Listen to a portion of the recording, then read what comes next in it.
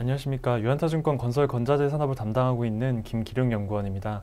오늘은 그 대우건설 관련된 자료에 대해서 말씀드리도록 하겠습니다.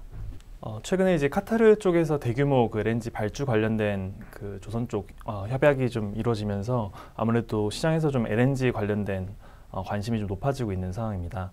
그래서 아무래도 그 건설 시장 내에서는 좀 LNG 액화 플랜트를 중심으로 한 좀 수혜에 대한 부분들 측면에서 대우건설에 대한 부분을 좀 말씀드리고자 합니다. 우선 대우건설은 작년도에 이제 모잠비크 LNG 에어리어 1을 포함해서 이제 올해 그 인도네시아 그리고 5월에 이제 나이지리아 LNG 트레인 7 약 한 2조 원 정도 되는 대규모 수주를 좀 체결하면서 LNG 공종 내에서는 좀 건설 섹터 내에서 좀 관련된 역량을 좀 발휘하고 있는 상황입니다.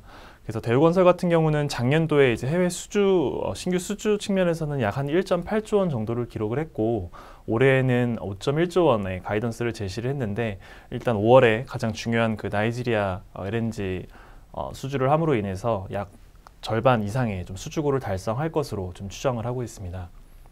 특히 이제 나이지리아 LNG 7 같은 경우에는 아무래도 전반적인 뭐 코로나19나 저유가 이런 상황 속에서도 좀 LNG 공정에 대한 부분 영향을 좀 입증했다라는 측면, 그리고 추가적으로 이제 글로벌 LNG 액화 플랜트 시장 같은 경우에는 이제 소수의 글로벌 플레이어들이 좀 나눠 먹는 그 카르텔을 형성하고 있는데 이번 대우건설 같은 경우에는 이 나이지리아 LNG 프로젝트에 좀 EPC 원청사로 참여를 함으로써 이러한 카르텔 멤버로서 좀 활약할 수 있는 그런 기회를 좀 활용할 수 있게 됐다라는 측면에서 수주 실적 이상의 좀 의미를 가지고 있다라고 좀 판단을 하고 있습니다. 아무래도 이제 전반적인 건설사의 좀 실적이 가장 중요한 이제 건축 주택 부분에 대한 측면에서 놓고 보면 올해 지금 5월 누계 기준으로 대우건설 같은 경우에는 약 한 12,000세대 정도의 분양 실적을 좀 달성한 것으로 추정을 하고 있습니다. 특히 이제 작년도에 대우건설 실적이 상대적으로 좀 부진했었는데 아무래도 2015년도에 약 한 4만 세대 이상을 분양했던 그 시점을 기점으로 해서 2018년도까지 이제 분양 물량이 와이와이로 좀 감소세로 이어가면서 후행적으로는 실적에 좀 부정적인 영향을 미쳤었습니다.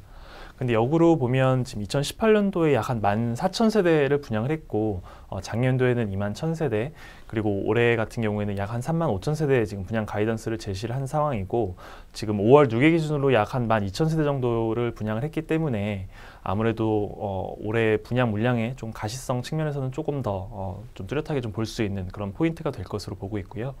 추가적으로 실적에 좀 플러스 알파 요인으로 좀 기대할 수 있는 부분이 한 두 가지 정도가 있는데, 우선 첫 번째로는 이제 작년도 4분기 때 이례적으로 이제 쿠웨이트를 비롯한 해외 현장에서 좀 비용 반영 이슈가 있었고 거기에 대해서는 올해와 이제 내년에 약 한 1,000억 원 이상의 좀 환입을 기대하고 있다라는 부분들이 아무래도 올해 혹은 이제 내년도 실적에는 좀 플러스 알파 요인으로 작용하지 않을까 이런 요인이 좀 될 거라고 보고 있고요. 그리고 베트남에서 지금 대우건설이 하고 있는 그 스타레이크 사업 같은 경우에는 이제 과거에 이제 빌라 사업에 이어서 올해 10월에 약 한 2억 불 규모의 지금 베트남 아파트 사업 한 603세대 정도가 지금 준공 예정에 있습니다. 베트남 실적 같은 경우에는 저희가 이제 준공 이제 입주하고 이제 잔금을 치르면서 실적으로 인식하기 때문에 이제 올해 4분기부터는 약 한 2억 불 규모의 베트남 아파트 관련된 사업도 좀 실적에 반영이 된다라는 측면 역시도 좀 긍정적인 포인트가 될 것 같습니다. 그래서 이번 리포트를 통해서 이제 대우건설 투자 의견은 바이를 계속 유지를 하고 그 목표 주가는 기존 4,600원에서 5,400원으로 상향 조정을 하였습니다. 관련된 목표 주가 산정에 대한 타겟 PBR을 기존 0.7배에서 0.8배로 상향했다라는 측면으로 좀 봐주시면 될 것 같고요. 추가적으로 이제 6월 1일 날 이제 출범 예정인 그 자회사 3사에 대한 통합 법인 같은 경우는 이제 가로정비 주택 사업 같은 그런 중소형 규모 단지에 대한 부분들로 좀 역량을 확대하는 데 좀 기여할 것으로 좀 판단을 하고 있습니다. 네, 이상으로 오늘 대우건설 관련된 자료 발표 마치도록 하겠습니다. 감사합니다.